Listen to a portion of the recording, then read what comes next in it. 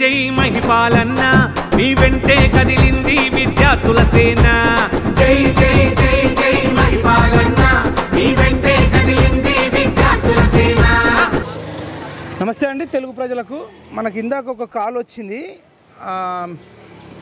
ఆ స్టూడెంట్ పేరు ప్రమీల కమిషనర్ ఆరోగ్య మరియు కుటుంబ సంక్షేమ శాఖ మరియు మిషన్ డైరెక్టర్ కార్యాలయం నుంచి వచ్చింది మాకు మార్కులు ఎక్కువ వచ్చిన వాళ్ళకు కూడా జాబ్ రాలేదన్న స్టాఫ్ నర్సింగ్లో తక్కువ వచ్చిన వాళ్ళకి వచ్చింది నార్మలైజేషన్ పెట్టారు దానివల్ల కూడా చాలా అన్యాయం జరిగింది రిజర్వేషన్ సిస్టమ్ కూడా సరిగ్గా ఫాలో కాలేరని చెప్పేసి ఆమె మనకు ఫోన్ చేసింది ఆ ప్రమీల గారికి మనం ఫోన్ చేద్దాం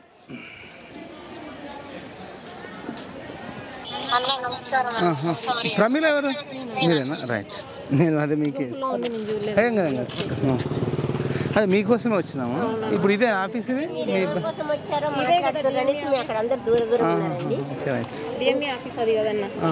సరే ఇక్కడైనా ఏం కాదు పర్లేదు ఇదండి ఇక్కడ మనకు ప్రమీల గారు ఫోన్ చేసిరు ఇందాక ఒక 1 అవర్ బ్యాక్ ఫోన్ చేసిర్రు మాకు ఎవరు లేరన్నా మాకు అన్యాయం జరిగింది మార్కులు ఎక్కువ వచ్చిన వాళ్ళకు కూడా జాబ్ రావట్లేదు నార్మలైజేషన్ అని తీసుకొచ్చి 3 షిఫ్ట్లలో ఎగ్జామ్స్ పెట్టి ఒక దాంట్లో పేపర్ ఈజీ వచ్చిందని ఇంకో దాంట్లో ఆడ్ వచ్చిందని కింద మీద చేసినారు అని చెప్పి వాళ్ళు చెప్పడం జరిగింది ఇంకోటి అవుట్ సోర్సింగ్ వాళ్ళకు 20 మార్కులు మినిమం క్వాలిఫై కాకుండా ఇచ్చిర్రు అని చెప్పేసి చేయడం జరిగింది ఇప్పుడు అది కాల్ రికార్డు మన ఛానల్లో పంపినాము సరే ఒరిజినల్గా ఎంతమంది ఉన్నారంటే ఒక 30-40 మంది ఉన్నామని చెప్పారు నిజంగా అడుగుదాం అసలు ఏం జరిగింది పిన్ పాయింట్ అంటే ఎగ్జామ్ నోటిఫికేషన్ వచ్చినప్పటి నుంచి ఏం జరిగింది అడుగుదాం మీరు అంతా స్టాఫ్ నర్సులేనా అంటే తెలవాలా రేవంత్ రెడ్డి గారికి తెలవాలా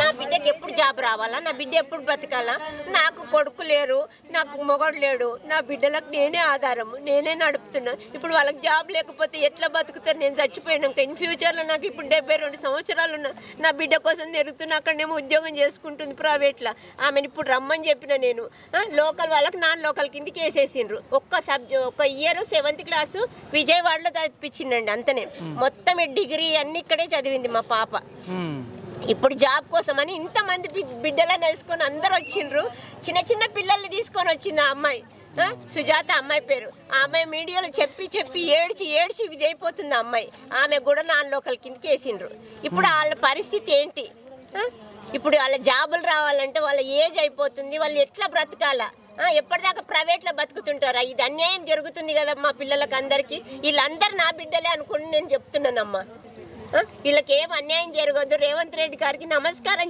చెప్తున్నాను మా ఓటు మీకు వేసినందుకు మా పిల్లల బతుకుల్ని మా జీవితాలను మా పిల్లల జీవితాలను కాపాడమని కోరుతున్నాను నేను ఇంతకన్నా నేను ఇంకేం కోరుతలేనమ్మా మీ పేరు ఏం పేరమ్మా నా పేరు శశిరేఖ అండి నేను కూడా రిటైర్ ఎంప్లాయీ నేను స్టాఫ్ నర్స్ నేను కూడా రిటైర్ అయిపోయి నా పిల్లల కోసం నేను బాధపడుతున్నాను నేను మీ అమ్మాయి పేరు ఏం పేరు నా బిడ్డ పేరు సంధ్యారాణి బంగ్లారం సంధ్యారాణి ఎన్ని మార్కులు వచ్చినాయి 49 మార్క్స్ వచ్చినాయి 80 మార్కులకు 49 మీరు ఇక్కడ తెలంగాణనా నా తెలంగాణనే నేను ఇక్కడే జాబ్ చేసిన ఇక్కడే రిటైర్ అయిపోయినా ఇక్కడ అంటే హైదరాబాద్లోనే హైదరాబాద్ అంటే నేను బేగం బజార్లో ఉంటానండి బేగం బజార్లోనే నా పిల్లలు పుట్టు పూర్వతమంతా నా బేగం స్టాన్లీ స్కూల్లో నా పిల్లల్ని చదివించుకున్నాను ఒక్క ఇయరే నేను 7th క్లాసు విజయవాడలో చదివించాను అది నేను తప్పు చేసిన నేను ఎందుకంటే ఒక్క సబ్జెక్ట్ 98లో చదివించిన నేను అంతనే ఆ తర్వాత మిగతాదంతా ఇక్కడే నా దగ్గర అన్ని సర్టిఫికెట్లు నేను నా బిడ్డ సర్టిఫికెట్లు తీసుకొని వస్తున్నా నేను రోజు అదే ఒక్క నిమిషం ఆ ఒక్క సంవత్సరం చదివించడం జాబ్ ఇయ్యమని చెప్తున్నారు రిజెక్ట్ చేశారు అట్లా నాన్ లోకల్ కిందకి వేసిండ్రు నాన్ లోకల్ అనేసి ఈ అమ్మాయికి కూడా సేమ్ ప్రాబ్లం నా పేరు బాణావతి సుజాతనండి నేను ఎస్టీ క్యాండిడేట్ రంగారెడ్డి జోన్ 6కి వస్తాను మా ఇంటి అడ్రస్ వచ్చేది మామిడిపల్లి విలేజ్ బాలాపూర్ మండలం వస్తుంది బిఫోర్ అయినా ఆఫ్టర్ మ్యారేజ్ అయినా నాది బాలాపూర్ మండలే వస్తుంది నా మ్యారేజ్ కూడా బాలాపూర్లోనే జరిగింది అయితే నాన్ లోకల్ అని పెట్టేశారు 18th రోజు పెట్టేస్తే నాకు నిద్ర లేదు అన్కాన్షియస్ అయిపోయినా మ్యూట్లో అయిపోయినా అసలు నేను ఎలా చదివానంటే ముగ్గురిని పిల్లల్ని మెయింటైన్ చేసుకొని నాకు ఎక్స్పీరియన్స్ కూడా లేదు ఎందుకంటే నేను అనాథగా పెరిగిన అనాథగానే నన్ను చదివించుకున్నారు అయితే నా సమస్య ఏంటంటే నాన్ లోకల్ అని ఎందుకు వచ్చిందని అంటే 7th క్లాస్ మాత్రమే అది కూడా 2004లో అంటే 21 సంవత్సరాలు అవుతుంది అప్పుడు సీఎం ఎవరుండేనంటే చంద్రబాబు నాయుడు ఉండే ఆ తర్వాత ఎంతో సీఎం 4-5 సీఎంలు మారిర్రు ఇప్పుడు నాన్ లోకల్ ఎందుకని ఎక్కడ తిరిగినంటే 18th రోజు నుంచి నేను తిరగని ప్లేస్ లేదు సెక్రటరీ అక్కడికి 2 సార్లు వెళ్ళాను అక్కడ ఎక్స్ప్లెనేషన్ లెటర్ రాశాను ఎంహెచ్ఎస్ఆర్ బోర్డుకి అక్కడికి వెళ్ళాను తీర్మానం మళ్ళీ అక్కడికి వెళ్ళాను ప్రజా దర్బార్కి అయితే ఇంకా చెప్పనవసరం లేదు, నాది మొత్తం వైరల్ అయిపోయింది. ఇప్పుడు ఏమంటున్నారంటే నాన్ లోకల్ ఎందుకు పెట్టారంటే సీఎం కేసీఆర్ సారు జీవో 124/2018 అని అంటున్నారు. అది 2018 ఎప్పుడు వచ్చింది? నేను 2004 7వ తరగతి ఎప్పుడు చదివినా? దానికి దీనికి ఎలా పోలుస్తారు? నేనేమన్నా ఊహించుకున్నానా ఆంధ్ర తెలంగాణ ఏర్పడుతుందని నేను ఊహించుకున్నానా? అది కూడా ఒక ట్రస్ట్ ద్వారా నేను చదివిన. మీరు ఇది యూట్యూబ్లో కొట్టి చూడండి, కేర్ అండ్ చారిటబుల్ అనాథ ఆశ్రయం అని అంటే వాళ్ళు స్టడీ మొత్తం చదివిస్తారు. అలాంటిది మా తల్లి హైదరాబాద్లోనే, మాది పుట్టుపురుగా మొత్తం హైదరాబాద్లో, నేను చదివింది మొత్తం ఇక్కడ, పెరిగింది కూడా నేను మొత్తం ఇక్కడనే. అలాంటిది 7th క్లాస్ వాళ్ళు అనాథ వాళ్ళు వచ్చి మా మమ్మీతోటి నేను పని చేసుకుంటున్నా, కూలి పని. 6వ తరగతి కంప్లీట్ అయింది. ఆ 7వ తరగతి చదవకుండా నేనైతే వాళ్ళు వచ్చి అమ్మ మీ పిల్లల్ని చదివించుకోవచ్చు కానీ అంటే నాకు అంత స్తోమత లేదు. మా మమ్మీ చెప్పడం వల్ల ఆ trust care and share trust వాళ్ళు నన్ను విజయవాడ తీసుకెళ్లారు. అప్పటికి నేను వెళ్ళను మమ్మీ అంటే నా కోసం ఒక్కసారి చదవమన్నారు. వెళ్ళేసి వచ్చాను. మిగతా 8th 9th 10th inter BSc nursing ఇప్పుడు కూడా నా స్పాన్సర్ నాకు అందుబాటులో ఉన్నారు. నేను ఇప్పుడు ఎంఎస్సీ సెకండ్ ఇయర్ కూడా చదువుతున్నాను. అయితే ఇప్పుడు ఏమైందని అంటే ఒక్కటి ఫోకస్ చేస్తున్నారు, నువ్వు రంగారెడ్డిలో చదవలేదు 7వ తరగతి, ఎట్లా మీరు చేస్తున్నారని అంటే 1 నుంచి అంట 7వ తరగతి అంట ఏ ఒక్క క్లాసులు మిస్ అయినా కూడా తెలంగాణలో లేకపోతే నాన్ లోకల్ అంట. ఓకే, అది ఎవరు పెట్టారు? సీఎం సార్ పెట్టారంట. మరి సీఎం సార్ పదవి కాలం ఎప్పుడు? 10 సంవత్సరాలు. మరి నేను చదివింది 7వ తరగతి 21 సంవత్సరాలు అవుతుంది. ఆ పై చదువులన్నీ ఏమైపోవాలి? నాకు తెలియదు, ఆంధ్ర తెలంగాణ నాకు తెలియదు. నేను 80 మార్కులకి నాకు ఎక్స్పీరియన్స్ ఏది లేకుండా నేను 14 గంటలు కష్టపడి హస్బెండ్ని పట్టించుకోలేదు, పిల్లల్ని పట్టించుకోలేదు. నేను 80 మార్కులకి నేను 54 మార్కులు సంపాదించుకున్నాను. మళ్ళీ నాకు అసలు జాబ్ వస్తుంది అనేసి ఆ నీలపూర్ హాస్పిటల్లో చేసిన నేను. అప్పుడు దాన్ని మరి దేవుని దయ వల్ల మరి నాకు 4 మార్కులు కూడా యాడ్ అయ్యాయి. అంతా యాడ్ అయినా కూడా మరి నేను ఎగ్జామ్ రాసిన వెంటనే అసలు 55 మార్కులు ఎక్కడ పోదనుకున్నా 80 మార్కులకి. అయినా కూడా నాకు 54 మార్కులు నా కష్టం నాకు దొరికింది. కానీ మళ్ళీ ఇప్పుడు నాన్ లోకల్ అని చెప్పేసరికి నేను అసలు తిరగని ప్లేస్ లేదు. ఎంత ఆరాటపడ్డానో. నిన్నను కూడా పిల్లల్ని తీసుకెళ్ళాను. ఆ సెక్రటరేట్లో అయితే ఏం చెప్తున్నారంటే అమ్మ నీ సైడ్ అయితే ఉంది కానీ వాళ్ళు జీవో 124 అంటారు, ఏం చేద్దామని అంటే ఏం చేద్దామని కాదు. ఇప్పుడు సీఎం సారు అలా పెట్టినంటే వీళ్ళు తుడిపేస్తే నువ్వెందుకు తుడిపేసినావని సీఎం సార్ చెప్పలేరు కదా. మరి నా విషయంలో న్యాయం చేయండి, నేను ఒక ట్రస్ట్ ద్వారా చదివాను కదా అనేసి నా బాధ నేను ఎంత చెప్పినా కూడా ఇంతవరకు రెస్పాన్స్ లేదు. నేను ఎంతో ఆశలు పెట్టుకున్నాను. ప్రతిసారి పిల్లల్ని పట్టించుకోకుండా ఎక్కడికి వెళ్ళినా మమ్మీ ఆ డ్రెస్ ఈ డ్రెస్ అనేసరికి నేనైతే ఎగ్జామ్ రాసిన ఆగస్టు రోజులనే అసలు మా ఇంట్లో నేనే హోమ్ మినిస్టర్ని, నేనే సీఎంని, నేను పిల్లలు ఏమేమి అడుగుతున్నానో మీ కళలన్నీ నేను నిజం చేస్తాను అని అనుకున్నాను. అయినా కూడా ఇప్పుడు ఆ జోన్ 6లో 40 మార్క్స్ వచ్చినా కూడా సర్టిఫికేట్ వెరిఫికేషన్ పిలిపించుకున్నారు. మరి నాకు 58 మార్క్స్ వచ్చినాయి, నాన్ లోకల్ అని పడ్డది. అలా పడితే ఎంత బాధాకరమైన విషయము. మరి నన్ను నాన్ లోకల్ అని అంటే నేను ఆంధ్ర సైడ్ నాన్ లోకల్ అయినా, ఇటు నాన్ లోకల్ అయినా, మరి నాది పరలోకమా భూలోకమా మధ్యలోకమా చావు లోకమా ఏ లోకము. మళ్ళీ కూడా ఇప్పుడు ఏమంటారు అంటే నెక్స్ట్ నోటిఫికేషన్ పడుతుంది కదా మళ్ళీ అప్లై చేసుకుంటా, 7th పెడతాను, మళ్ళీ ఏముంటుంది నాన్ లోకలే ఉంటుంది. మరి ప్రజలందరూ ఏమంటారు? కొంతమందికి ఇప్పుడు ఏం ఐడియా వచ్చిందని అంటే ఏ ఒక్క 2 తరగతులు మిస్ అయినా కూడా ఇప్పుడు లంచాలు ఇచ్చేసి 10,000 20,000 ఇచ్చేసి బోనఫైడ్ తెచ్చుకుంటారు. మరి నేను తెచ్చుకోవడానికి నాకు వీల్లేదు, ఎందుకంటే అందరికీ వార్త అయిపోయింది. ఇది ఎంత బాధాకరమైన విషయం. అసలు నా ఫోన్ నెంబర్ కూడా నాకు నోటెడ్ లేదండి నిజంగా అసలు ఈ 15 రోజుల నుంచి. ఎందుకంటే నేను నాన్ లోకడం కావడం కనీసం దయతలిచి ఒక ట్రస్ట్ ద్వారా వెళ్ళిందంట, అదే పాయింట్ వదిలిపెట్టి అసలు ఆంధ్ర తెలంగాణ ఏర్పడుతుందని ఎన్ని చెప్పినా కూడా వాళ్ళు ఇంకోటి ఏమంటే జీవో వచ్చిందంట. ఆ ఒకప్పుడులో 1 to 10th చూసేటోళ్ళంట, ఇప్పుడు 7th నుంచి 4 కలిసి ఉండాలంట, 7th 8th 9th 10th ఉండాలంట. మరి నేను 7th కూడా మళ్ళీ కృష్ణా డిస్ట్రిక్టే పోయినా అంటే అప్పుడులో జీవో కూడా నేను నాలుగులే వస్తున్నా, ఇప్పుడులో జీవోలో కూడా నేను నాలుగునే వస్తున్నా. నా విషయంలో మరి కనీసం ఆ చారిటబుల్ ట్రస్ట్ ద్వారా అమ్మాయి చదివిందనేసి మీరు గుర్తించాలి సీఎం సార్. ఒకవేళ సార్ ఇది లాస్ట్ విజ్ఞప్తి నాది ఏందని అంటే మీరు 100% బాణావతి సుజాత గారు మీరు పక్కా నాన్ లోకల్ అని గుర్తిస్తే నేను నా భర్త ఉరి శిక్ష కన్నా వేసుకోవడానికి రెడీ. ఎందుకంటే నా దగ్గర అన్ని ఆధారాలు ఉన్నాయి. నేను ఉండేది ఇప్పుడు మామిడిపల్లి అంటే శంషాబాద్కి ఒక 5-6 కిలోమీటర్లే ఉంటుంది. నేను మొత్తం చదివింది హైదరాబాద్లో, పుట్టుక మొత్తము మా ఇంటి అడ్రస్ మొత్తం ఉంది. దాదాపుగా మా మమ్మీ వాళ్ళు ఇక్కడ సెటిల్ అయ్యి కూడా 32 ఇయర్స్ అవుతుంది. ఇంతగా నేను బాధపడుతున్నాను. అయినా కూడా ఇప్పుడు చివరికి నా రిజల్ట్ ఎంతవరకు వచ్చిందంటే నువ్వు ఎంత పోరాడితే అంత వస్తుంది కానీ అడ్వకేట్ని పట్టుకోమంటున్నారు. వెళ్తా నేను ఈ పిల్లలు 15 రోజుల నుండి స్కూల్కి వెళ్ళట్లే. పిల్లల్ని చూసేటోళ్ళు ఎవరు. మా హస్బెండ్ వారం రోజులు తిరిగి, మా హస్బెండ్ ఏమో ప్రైవేట్ ఉద్యోగి. ఆ ప్రైవేట్ ఉద్యోగం ఎలా ఉంటుందో మీకు తెలుసు. 1-2 రోజులు లీవ్ ఇస్తారు, తర్వాత ఇవ్వరు. ఇంకా మా ఆయన అంటుండు ఇటు పోయే అటు పోయే అనేసి ఆయన వెళ్ళిపోయిండు. మొన్న నుంచి డ్యూటీకి వెళ్ళిపోయాడు. నేను తిరగడం ఇలా అవుతుంది, నాకు న్యాయం చేయాలి సార్.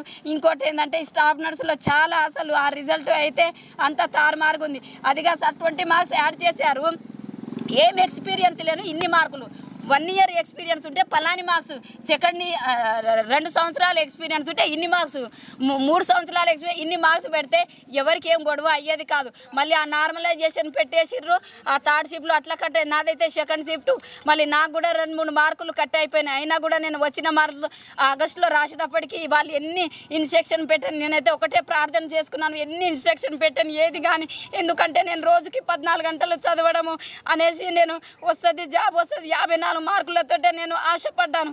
తర్వాత 1 ఇయర్ కన్సిడర్ అయింది కానీ నా జీవితం ఇలా అవుతుందని అసలు విద్య లేని వాడు వింత పశువు అంటారు. అది నాకే వచ్చింది. ఎందుకంటే నా విద్యను ఎవరు దోచేశారు? ఏ అధికారులు, ఏ మంత్రులు?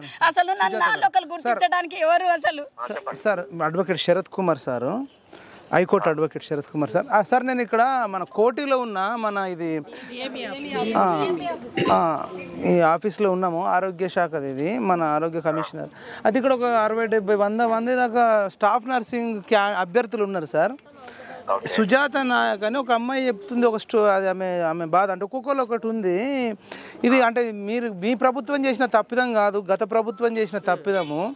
జీవో 124 అయితే పాప మీ అమ్మాయి అనాథ. ఒక సంవత్సరం ఎప్పుడో 2018 ఎప్పుడు జీవో 124 మీరు ఒక సంవత్సరం ఆంధ్రలో 2004లో ఈమె కొంచెం అనాథ కాబట్టి ఒక ట్రస్ట్ చదివిస్తే ఒక్క సంవత్సరం అక్కడ చదివింది సార్. అక్కడ చదివింది. వీళ్ళు అప్లికేషన్ తీసుకునేటప్పుడు 7th క్లాస్ చదివింది. అయితే అప్లికేషన్ ఆమె మన యాక్చువల్ మన రంగారెడ్డి డిస్టిక్ జోన్ 6లో వస్తుంది. ఎగ్జామ్ రాసింది, మంచిగా మార్కులు వచ్చినాయి 54. ఇక నాకు జాబ్ వస్తుందని ఆమె హ్యాపీగా ఉంటే, నువ్వు ఒక్క సంవత్సరం ఆంధ్రాలో చదివినావు కదా, నిన్ను నాన్ లోకల్, నీకు జాబ్ రాదుపో ఏం రాదుపో అంటారట. ఇప్పుడు అక్కడ ఆంధ్రాలో నాన్ లోకలే, ఇక్కడ నాన్ లోకలే. నేను ఏ లోకం? నేను పరలోకమా, ఈ చావులోకమా, భూలోకమా అని ఆమె అంటుంది సార్. మరి ఇట్లాంటి వాళ్ళకు మనం ఏం చెప్పగలుగుతాం సార్? ఇక్కడ ఒక 100 మంది వింటున్నారు మీ మాట, సార్ని అడుగుతున్నా. చెప్పండి సార్. అవును సార్, కొత్తపేటలో ఇక్కడ దిల్ష్ నగరే వస్తుంది సార్, అక్కడ చదివాను సార్. బిఎస్సి నర్సింగ్ చదివాను సార్.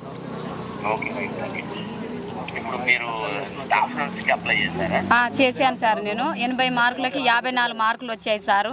కోవిడ్ టైంలో 1 ఇయర్ చేసిన సారు. 1 ఇయర్కి 4 మార్కులు యాడ్ అయ్యాయి. టోటల్ వచ్చేసి 100కి నాకు 58 మార్కులు వచ్చాయి. ST candidate sir, zone 6 Rangareddy sir. Banavath Sujatha sir నా పేరు. మీ కేసును మనము చట్టబద్ధంగా కొట్లాడొచ్చమ్మా హైకోర్టులో. Okay sir. మీకు న్యాయంగా మీకు సహాయం చేస్తారు. మీకు కానీ మీలాంటి వ్యక్తులు కానీ ఈ ప్రభుత్వంతో, అంటే గత ప్రభుత్వం చేసినటువంటి ఒక అరాచకమైన పాలన వల్ల, అరాచకంగా చేసుకున్న పనుల వల్ల ఎవరైతే నష్టపోయినారో మీ అందరికీ అండగా నేను ఉంటాను తల్లి. మీరు ఏం ఫికర్పడాలి సార్. కేసు డీటెయిల్స్ అవన్నీ పట్టుకుని నా దగ్గరికి రండి. Okay sir. అందరికీ చేయాలి సార్. ఒక ఇంట్లో తల్లి 3 పిల్లలు ఉన్నప్పుడు అందరి సమానం చూస్తుంది కదా. మరి ప్రభుత్వం కూడా అందరినీ సమానం చూడాలి. అంతేగాని ఇప్పుడు జోన్లని అవన్నీ. చెప్పండి సార్. వింటున్నా. గత ప్రభుత్వంలో కేసీఆర్ గారే రాష్ట్ర శాసనసభలో ఒక స్పీచ్ ఇచ్చాడు. అందులో ఏమన్నాడు? జోనల్ సిస్టమ్ అనేది చాలా తప్పు. రాష్ట్ర ప్రభుత్వము తన ఎంప్లాయీస్ ని అవసరాలను బట్టి ఎక్కడంటే అక్కడ వాళ్ళకి ఉద్యోగం కల్పించి వాళ్ళతో పని తీసుకోగలిగినట్టు ఉండాలి. జోనల్ సిస్టమ్ అనేది మనం తీసుకున్నటువంటి నిబంధన. దీనివల్ల ఎలిజిబుల్ క్యాండిడేట్ కి న్యాయం జరగట్లేదు. ప్రభుత్వ పరంగా కొంతమందిని పని చేయకుండా గానీ వాళ్ళకి జీతాలు ఇవ్వాల్సిన పరిస్థితి ఏర్పడింది. సరిదిద్దడానికి ఈ ప్రభుత్వం సన్నద్ధంగా ఉంది. మా పార్టీ అధ్యక్షులు, ముఖ్యమంత్రి గారు కానీ ఉన్నారు. న్యాయపరంగా సాల్వ్ చేసే ప్రయత్నం నేను చేస్తా తల్లి. మీ అందరికి ఒక అన్నగా మీకు తోడుంది.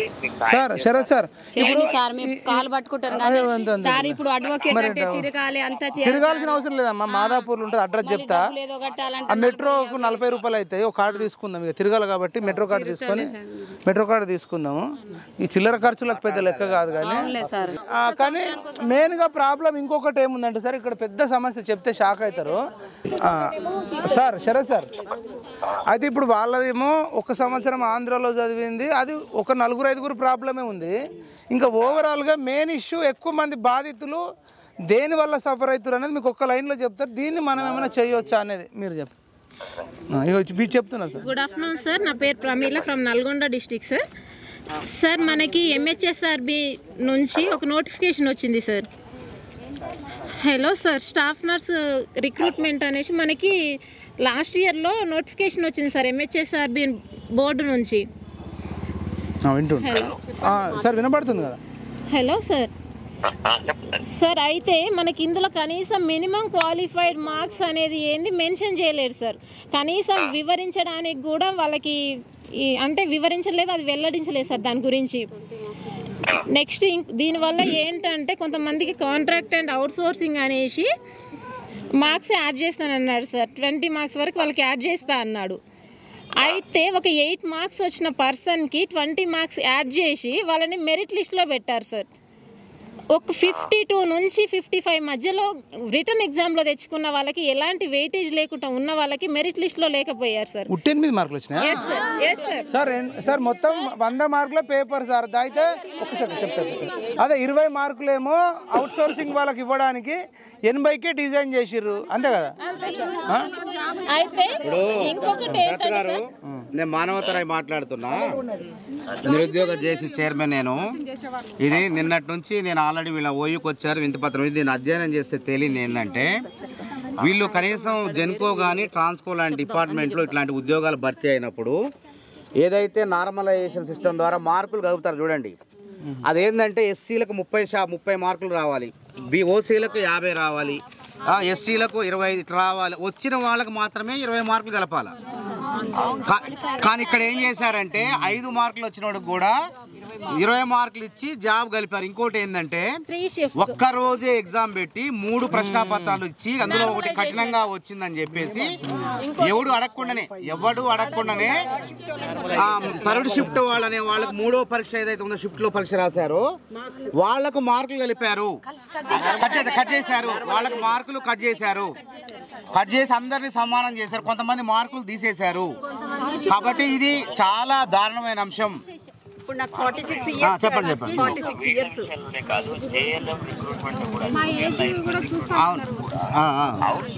వాళ్ళకి మార్కులు కలిపి 20 మార్కులు కలిపి ఫెయిల్ అయిన వాళ్ళను పాస్ చేసేసి మెరిట్ వచ్చిన వాళ్ళను కాదన్నారు. ఆ కేసు నేను ఆల్రెడీ వేశాను. చాలా అసంబద్ధమైనది, అన్యాయమైంది. గత ప్రభుత్వాల్లో వాళ్ళు ఏం ఆలోచించి చేసినారో అర్థం కాదు. మెరిట్ అనేది ఇప్పుడు ఇంకోటి అంశం ఏంటంటే సార్, గవర్నమెంట్ జాబ్ ఉన్న వాళ్ళు కూడా వాళ్లకు వెయిటేజ్ ఇచ్చారు. మళ్ళీ ఇప్పుడు ఏదో ఆల్రెడీ గవర్నమెంట్ జాబ్ లో ఉండి నర్సులుగా కొనసాగే వాళ్ళకు కూడా అదనంగా మార్కులు కలిపారు. సరే, వాట్ ఎవర్ ఇటు, అసలు కనీసం మార్కులు రాని వాళ్లకు అది ఎట్లా కలిపారు అనేది సందిగ్ధం. అసలు ఇంకొకటి ప్రొవిజనల్ లిస్ట్ లో అర్హత లేదు, అర్హత లేని వాళ్ళు. చెప్పండి. ఈ అమ్మాయిలకు మనం మన పిల్లలాగా భావించి సాయపడదాం సార్. వాళ్ళని పంపండి.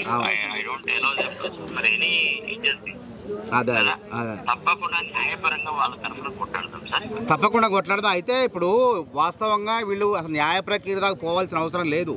ఇంకొక నష్టం ఏంటంటే అసలే మూలిగే నక్క మీద తాటికాయ పడుతుందని వీళ్ళు బాధపడుతుంటే 5,000 ఉద్యోగాల్లో మాకు వచ్చిన అర్హత ఉన్నా కానీ మాకు ఉద్యోగం రావటం లేదు, ఇంకో నోటిఫికేషన్ 1800 ఉంది దాంట్లో చూసుకుందాం అనుకుంటే ఏం చేసింది ప్రభుత్వం కూడా ఆ 1800 కూడా ఇందులో కలిపేసరికి అసలు వీళ్ళకి ఇక భవిష్యత్తు అనేది కనపట్టలే. అట్లా కలపడానికి ఉండదు, అసలు లేదు, కలపకూడదు. అసలు నోటిఫికేషన్ చట్టపరంగా కూడా కలపకూడదు. కాబట్టి కొంచెం దీని ప్రభుత్వ పరంగా ఇప్పుడు ఎట్లాగో మీరు రేవంత్ రెడ్డి గారు వాళ్ళు వీళ్ళతో మాట్లాడతారు, ఎట్లైనా చేసి ప్రభుత్వ పరంగా వీళ్ళకి జరిగితే కోర్టు దాకా పోవాల్సిన అవసరం లేదు, జాప్యం చేయాల్సిన అవసరం కూడా లేదు. ఉత్తగా ఆలోచన చేస్తే ఏముంది. ఇప్పుడు గ్రూప్ 2 సార్ మీరు మహోదయ్ గారు ప్రభుత్వ పరంగా ప్రతి అసెంబ్లీ నియోజకవర్గంలో ఒక నర్సింగ్ కాలేజ్ పెట్టాము, అది ఇదే చాలా పెద్ద పెద్ద ప్రకటనలు అయితే వెలువడినాయి. ఆ ప్రకటనలు కేవలం పత్రికా ప్రకటన నిజంగా పీడిత తాడిత వర్గాలకు న్యాయం చేసే ఆలోచన ఈ ప్రభుత్వానికి ఉందా లేదా అది కూడా తెలుసుకుందాం. తప్పకుండా నేను మా ఎమ్మెల్యే గారు వివేక్ గారు వారితో మాట్లాడి ఒక అపాయింట్మెంట్ ఫిక్స్ చేసుకుంటాను. ఇప్పుడు అది వెరిఫికేషన్ అవుతుంది సార్. ఈ రోజు లాస్ట్ దాని ఆర్డర్ కాపీస్ కూడా ఇస్తారంట. మేము 30 రోజుల నుంచి తిరుగుతున్నాం సార్. ఆయన ఏం చేయగలడు, ఏం చేయడం సాధ్యం అవుతుంది అనే విషయం ఆయన ద్వారా కూడా పరిశీలింపజేస్తారు. లేకపోతే చిన్న చివరికి న్యాయస్థానం మీద ఎట్లా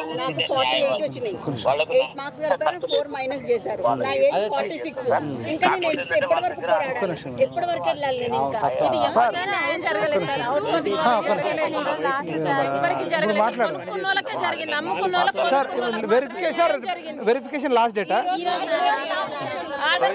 సార్ వెరిఫికేషన్ లాస్ట్ డేట్ అట. దాని తర్వాత మనం లీగల్ గా పోరాటం చేయడానికి ఉంటుందా? మనం ఈ రోజు వెరిఫికేషన్ అయిపోతుంది సార్, మనం లీగల్ గా కొట్లాడడానికి ఉంటుందా? మీరు అంటే వీళ్ళకి డౌట్ కదా, ఈ డౌట్స్ క్లారిఫై చేసినాం. మళ్ళీ అయినా కొట్లాడొచ్చట. అసలు ఈ వారం రోజులు ఉంది కదా సార్.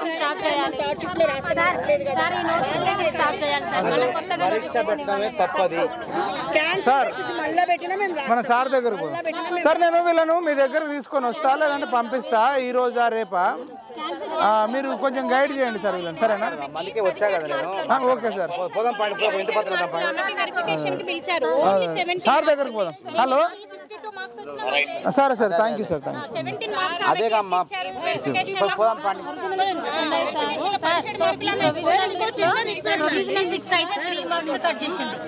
సార్ నాకు యాక్చువల్లీ నేను హైదరాబాద్ నుంచి వచ్చాను. నాది 3rd షిఫ్ట్ అండి.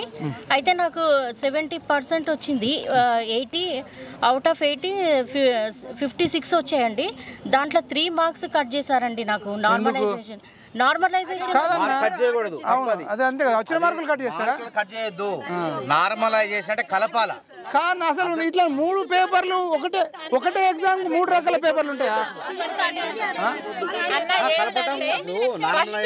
నార్మలైజేషన్ అనే పేరుతోటి అదొక వంక పెట్టుకొని ఎంత మందిని మమ్మల్ని బాధితులు చేశారు సార్. ఇక్కడ ఇంకొకటి జోన్ వైజ్ సిస్టమ్ అని చెప్పి దాని నాన్ లోకల్ అని ఎట్లా ఉంటుందో మమ్మల్ని ఏ జోన్ అని అడుగుతున్నారు సార్. ఇదంతా అన్యాయము.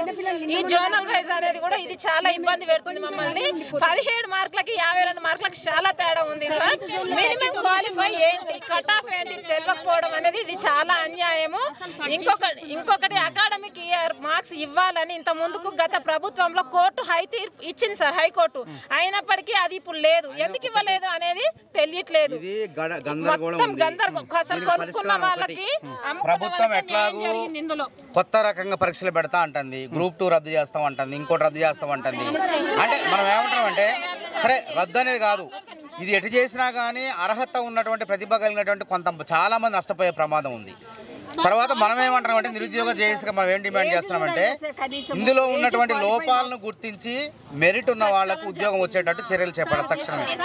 అదొకటి. అది లేకపోతే అసలు 2000 కొత్త నోటిఫికేషన్ ఇచ్చారు. కొత్త నోటిఫికేషన్ అది 1800 2000 దగ్గర ఉన్నాయి పోస్టులు. ఆ పోస్టులకు కొత్త నోటిఫికేషన్ ఏ లోపాలు లేకుండా పారదర్శకంగా భర్తీ అయ్యే విధంగా కొత్త నోటిఫికేషన్ ఇస్తే మళ్ళీ వాళ్ళు రాసుకోవచ్చు, అందరు రాసుకోవచ్చు. ఇదొక్కటే పరిష్కారం తప్ప ఇంకోటి లేదనేది మా అభిప్రాయం. లాస్ట్ కోరిక ఏంటంటే అట్లీస్ట్ క్వాలిఫై అయిన వాళ్ళకి జాబ్ వస్తే మేము సంతోషంగా ఉంటాం. అట్లీస్ట్ క్వాలిఫై అసలు మా మార్క్స్ మైనస్ చేసేసి వేరే వాళ్ళకి యాడ్. మీరు ఎగ్జామ్ ఎప్పుడు రాసిర్రమ్మా? ఆగస్టు 2 కి రాసినాం. కాదన్నా నేను మీరు ఒకటి అడుగుతున్న సూటిగా, ఇంతవరకు ఏదన్నా ఎగ్జామ్ కు 3 రకాల ప్రశ్న పత్రాలు ఉండి 3 షిఫ్ట్లు అంటే మీరు చిన్నప్పటి నుంచి సార్ ఇప్పటి వరకు కాదు, మేము చిన్న మా సీనియర్స్ కూడా నర్సింగ్ డిగ్రీ వాళ్ళది ఉంటుంది కదా, ఆ ప్రశ్న బిఎస్సి నర్సింగ్ వాళ్ళది ఇచ్చారట. అంటే వీళ్ళ స్థాయి కన్నా ఎక్కువ ఇచ్చారు. అది ఎట్లా రాస్తారు మీరు చెప్పండి. తెలుసుకొని వాస్తవంగా ప్రశ్న అసలు పరీక్ష రద్దు కావాలా? ఆ తప్పు ఎగ్జామ్ ఆగస్టు 2న ఎగ్జామ్ రాసాము, కానీ ఏదైతే షిఫ్టులు పెట్టారో ఇప్పటి వరకు ఏ ప్రభుత్వము కూడా షిఫ్టుల వారీగా ఎగ్జామ్ పెట్టలేదు. స్టాఫ్ నర్స్ ఎగ్జామ్ నోటిఫికేషన్ అనేది ఏదైతే ఉందో ఒకే షిఫ్ట్ లో ఒకే పేపర్ అందరు రాసాము. కానీ ఈ ప్రభుత్వం ఏంటంటే రాతపూర్వకంగా రాసాము. ఓకే, సిస్టమ్స్ అన్ని చేంజ్ అయినాయి, సిబిటి పెట్టారు మాకు, సిబిటిలో కూడా మేము రాసాము. కానీ మేము కష్టపడి చదివి థర్డ్ షిఫ్ట్లో 53 మార్క్స్ అబో తెచ్చుకున్నా కానీ మాకు 10 మార్క్స్ కట్ చేశారు.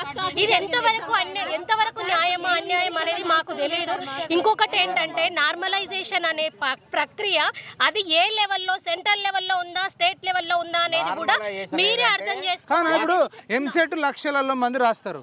ఎప్పుడన్నా పొద్దున ఒకడికి, మధ్యాహ్నం ఒకడికి, సాయంత్రం పెట్టరా?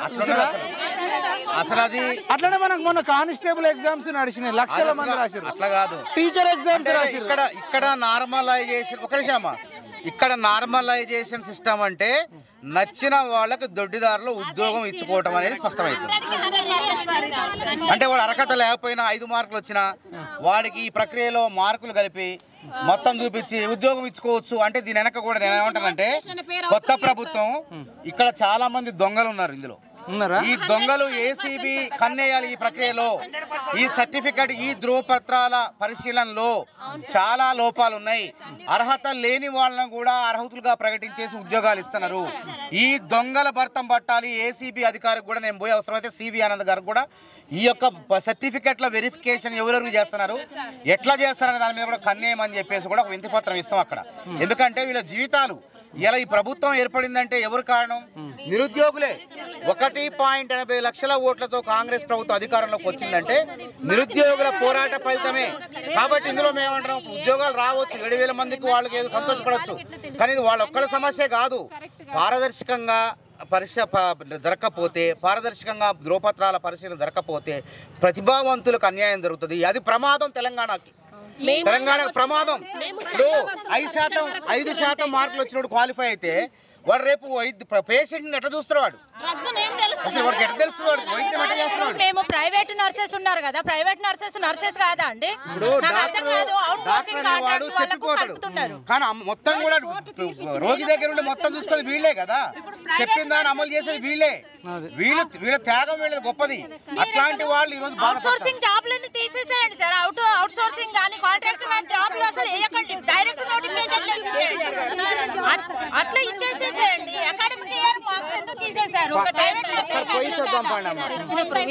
ఇప్పుడు అవుట్ సోర్సింగ్ కూడా ఇంతకు ముందు ఏదైనా ఉద్యోగాలలో 20 మార్కులు ఇచ్చిర్రా?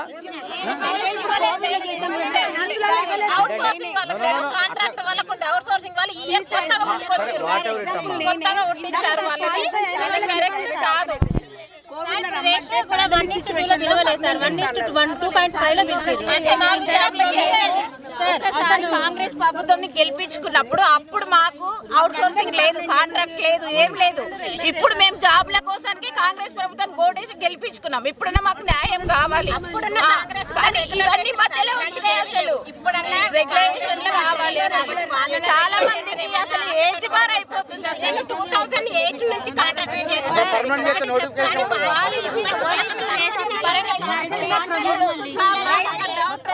కాదు. నేను ఒక్క నిమిషం అమ్మా, నేను అడుగుతా. ఇప్పుడు ఈ తల్లి అట ఆంధ్రాలో కూతురు చదివింది, మరి ఒక సంవత్సరం చదివితే నాన్ లోకల్ అని పెట్టినట్టు 124 జీవో మీరిద్దరు. మరి ఒక్క నిమిషం, ఇప్పుడు ఈ ప్రభుత్వం తెచ్చిందా 124 జీవో? గత ప్రభుత్వం మేము ఎందుకంటామంటే నన్ను ఒక్క నిమిషం. ఇప్పుడు అన్న బీఆర్ఎస్ పార్టీలో జాయిన్ అయ్యిండు, పిలిస్తే కలుస్తాడు అంటే రాజకీయం అంటే అన్న. ఒక్క నిమిషం, నేను అలా కౌంటర్ చేయాలని కూడా కాదు, నేను అట్లా అంటలేనన్నా, అట్లా అంటలేనన్నా. అట్లా వినన్నా, రేవంత్ రెడ్డి గారు ఏం చేయాలి? విషయం వినండి. రేవంత్ రెడ్డి గారు ఏం చేయాలంటే ఈ అమ్మాయి అంశాన్ని పరిగణలో, ఈ అమ్మాయి కాదు, ఇట్లాంటి అమ్మాయిలు చాలా మంది ఉన్నారు. ఈ డిపార్ట్మెంటే కాదు, వేరే డిపార్ట్మెంట్ లో కూడా ఉన్నది. ఇప్పుడు కేసీఆర్ గారు గురించి అంటలేనన్నా, ఇప్పుడు వాళ్ళు కూడా రావాలి అంటున్నా, మీకు మద్దతుగా రావాలా వద్దా? నేను తప్పైందా ఒప్పైందా కాదమ్మా, ఇప్పుడు ఆయన ఉన్నాడు కదా, ఇప్పుడు అన్నకు తెలుసు కదా, ఇటు రేవంత్ రెడ్డి రావాలి సపోర్ట్ గా, ఇటు కేసీఆర్ రావాలంటున్నా తప్ప ఇప్పుడు ఒక ప్రతిపక్ష నిరుద్యోగ జేఏసీగా ఇప్పుడు మీరు ఆ రోజు పార్టీ నుంచి కేసీఆర్ వచ్చిరా, పైన నిరుద్యోగ జేఏసీ నుంచి వచ్చిరా? నిరుద్యోగ జేఏసీ చైర్మన్ గా ఆ రోజు కొట్లాడినాం, ప్రతి నోటిఫికేషన్ కొట్లాడినాం, నిరుద్యోగులు న్యాయం చేస్తున్నాం. ఈ రోజు కూడా మాకు తెలుసుకొని మా దగ్గరికి వచ్చారు, వాళ్ళని తెలుసుకొని వాళ్ళు రమ్మంటే నేను వచ్చినాం. దాంట్లో న్యాయం ఉన్నది. కాబట్టి మేమేమంటామంటే ప్రభుత్వాలు కాదు, నిరుద్యోగుల సమస్య ముఖ్యం. ఇలా అధికారంలో వాడుండా ఇడుండాలి కాదు. ఇప్పుడు అధికారంలో ఎవరు చేయాలా? కేసీఆర్ ఉద్యోగం ఇస్తాడా అమ్మాయికి? కేసీఆర్ ఉద్యోగం ఇవ్వలేడు కదా, ఇవ్వాల్సిందే రేవంత్ రెడ్డి గారు ఇవ్వాలా. కాబట్టి ఏం చేయాలి? అందుకే ప్రతిపక్షంగా వచ్చి మేము కొట్లాడుతున్నాం. కాబట్టి వాళ్ళు ఏం చేయాలంటే మనం కొట్లాడకుండా ఈ అమ్మాయికి న్యాయం జరగాలి, వీళ్ళకి న్యాయం జరగాలి. కూడా కలుపుకొని పోవాలంటున్నాం. నచ్చింది తప్పంటే మన టైం అయిపోతుంది. వెళ్తారా?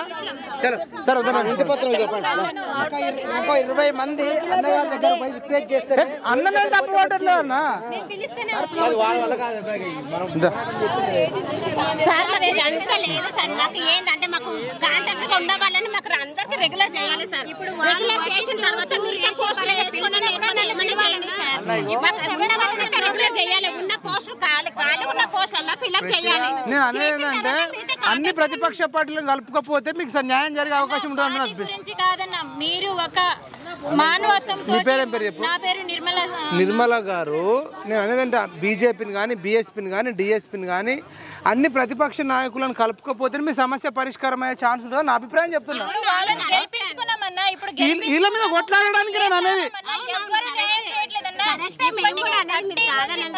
నుంచి మేము సెక్రటరీ ఏరియా చుట్టూ తిరిగాము, ప్రజా దర్బార్కి వెళ్ళాము, అన్ని నేను అదే అంటున్నామ్మా. దగ్గర తిరిగాము సార్. కానీ మాకు సపోర్ట్ లేదు. మీరు గెలిపించినోడి మీద కొట్లాడడానికి ప్రతిపక్షాలు కాదు గెలిపించాం సార్. ఇప్పుడు కాంగ్రెస్ పార్టీని మేము యువత అందరం కలిసి మాకు నిరుద్యోగాలు ఉన్నారు కదా, అందరికి జాబ్ వస్తుందేమో అని మేము ఓటేసి గెలిపించుకున్నాం సార్ అందరినీ. ఇప్పుడు కాంగ్రెస్ పార్టీని గెలిపించుకున్నాం, కానీ మాకు ఆ భరోసా ఇవ్వలేదు సార్. నేను వెళ్ళాను సెక్రటరీ ఏరియాకి, హెల్త్ మినిస్టర్ పర్సనల్ సెక్రటరీ ఏమంటారంటే ఆ సార్ ఏమన్నారంటే, అమ్మ మీకు ప్రైవేట్ జాబ్ వెళ్తే 30-40 వేలు వస్తుంది, విదేశాల్లో పోతే లక్షలలో జీతాలు వస్తాయి అంటే మనం తెచ్చుకున్నది ఎందుకు సార్? ఇప్పుడు అధికారం పార్టీ ఎందుకు తెచ్చుకున్నాము?